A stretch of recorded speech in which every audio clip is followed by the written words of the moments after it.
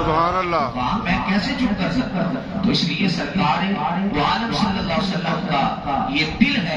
ایک دن حضرت ابو سعید خدری رضی اللہ تعالیٰ عنہ فرماتے ہیں صحابہ صفہ پہ بیٹھنے والے وہ غریب طالب علم فرماتے ہیں کہ ہم نے کھانا بھی نہیں کھایا تھا اور لباس بھی بدن میں پورا نہیں تھا. فرماتے ہیں کہ ظہر سے کچھ دیر پہلے یہ وہ وقت تھا جب نبی کریم صلی اللہ علیہ وسلم آرام فرماتے تھے اور حضرت ابوبکر صدیق سے لے کر مولا کائنات کا کسی میں جرأت نہیں تھی کہ سرکار کو جگائے. حضور اپنی مرضی سے تشریف لاتے لیکن حضرت ابو سعید خدری فرماتے ہیں کہ ہم قرآن پڑھ رہے تھے, قرآن پڑھا رہے تھے, قرآن سن رہے تھے, قرآن سنا رہے تھے. کہتے ہیں اچانک سے پردہ ہٹا, امام الانبیاء صلی اللہ علیہ وسلم تشریف لے آئے.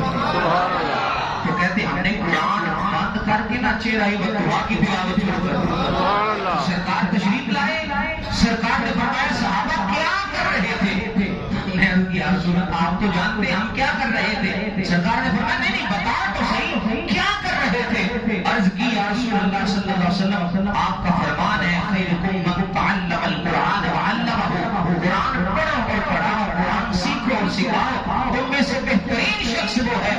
فرمایا عرض کی حضور ہم قرآن پڑھ رہے تھے, قرآن پڑھا رہے تھے, قرآن سیکھ رہے تھے, قرآن کو سکھا رہے تھے. اب جو لفظ رسول اللہ صلی اللہ علیہ وسلم نے فرمائے قیامت تک ایسے حسین لفظ نہیں ملیں گے. میرے کریم آقا علیہ السلام نے فرمایا میں آرام کر رہا تھا تو میرے پاس جبرائیل امین اللہ کا پیغام لے کے آئے. سبحان اللہ. پیغام کیا ہے؟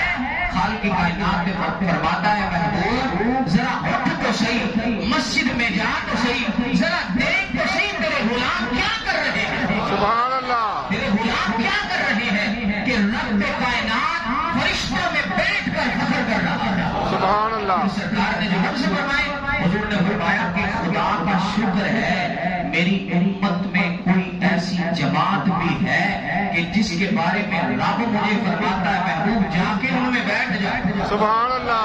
جا کے ان میں بیٹھ. وہ کون ہے؟ قرآن پڑھنے والے ہیں, قرآن پڑھانے والے. سبحان اللہ. تو کتنی عظمت ہے, کتنی شان ہے اس قرآن کی. تو فرمایا کہ یہ قرآن جو ہے یہ شفا بھی ہے, یہ مومنوں کے لیے رحمت بھی ہے اور شفا بھی ہے. یہ دونوں شفائیں عطا فرماتا ہے. تو اس لیے آقا کریم علیہ السلام کا یہ دل تھا کہ میرے امتی کے دل میں کوئی نہ کوئی قرآن کا حصہ ہو. اور فرمایا اگر یہ سورت یاسین یہ قرآن کا دل ہے تو فرمایا اگر قرآن کا دل ہی میرے امتی کے دل میں ہو تو پھر کیا ہو. سبحان اللہ.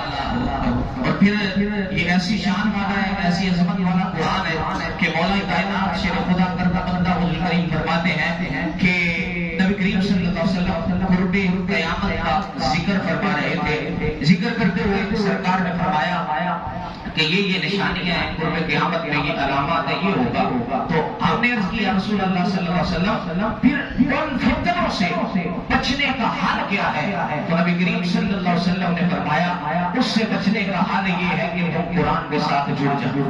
سبحان اللہ. قرآن کے ساتھ جڑ جانا. فرمایا جو قرآن سے جڑ گیا, جس نے قرآن سے ہدایت ڈھونڈی اللہ اسے ہدایت عطا فرماتا ہے. سبحان اللہ. سے دور ہو گیا اللہ ورنہ وہ گمراہ ہو گیا. تو اس لیے قرآن پڑھے اور پڑھائیں, قرآن سمجھیں اور سمجھائیں. جہاں نہیں سمجھ آتی جو جاننے والے ہیں, جو سمجھنے والے ہیں, جو پڑھے ہیں, علماء ہیں اور صحیح عقیدے والے ہیں, ان سے جا کے آپ سمجھیں. آپ خود بھی پڑھیں, قرآن پاک پڑھیں, ترجمے کے ساتھ آپ پڑھیں. اور جو ترجمہ مشہور ہے سیدی اعلیٰ حضرت کا ترجمہ کنز الایمان پڑھیں, اس میں لفظ ذرا مشکل ہے تو آپ پیر کرم علی شاہ صاحب کا پڑھ لیں, وہ بڑا آسان ترجمہ ہے اور سمجھ میں بھی جلدی آتا ہے. اس لیے جو لفظ سمجھ میں نہیں آتے وہ پوچھ لیا کرے گا, کیونکہ علماء اس لیے اور نہیں تو پھر کام پکا ہو جاتا ہے. اور جس طرح میں نے آج صبح بتایا تھا, کل بتایا